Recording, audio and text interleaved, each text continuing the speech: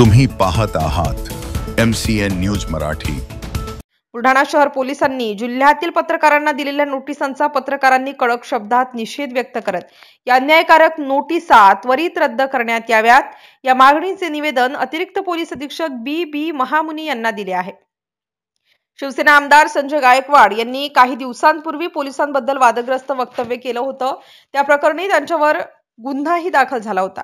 या प्रकरणाचा तपास करणाऱ्या अधिकाऱ्यांनी थेट पत्रकारांनाच व्यक्तिगतरित्या नोटिसा पाठवून 24 तासाचे आत जबाब नोंदवा अन्यथा तुमच्यावर कारवाई करण्यात येईल अशा नोटिसा दिल्या आहेत। पोलिसांच्या या कृत्याचा जिल्ह्यातील पत्रकार संघटनेकडून तीव्र शब्दात निषेध व्यक्त करण्यात येत आहे। या घटनेचे वार्तांकन करणाऱ्या पत्रकारांना आरोपीच्या पिंजऱ्यात उभे करून त्यांना नोटिसा देणे म्हणजेच पत्रकारांची मुस्कटदाबी असून या प्रकरणी पत्रकारांनी रोष व्यक्त करत या नोटिसा त्वरित रद्द करण्याच्या मागणीचे निवेदन पोलीस अधीक्षकांना सादर केले।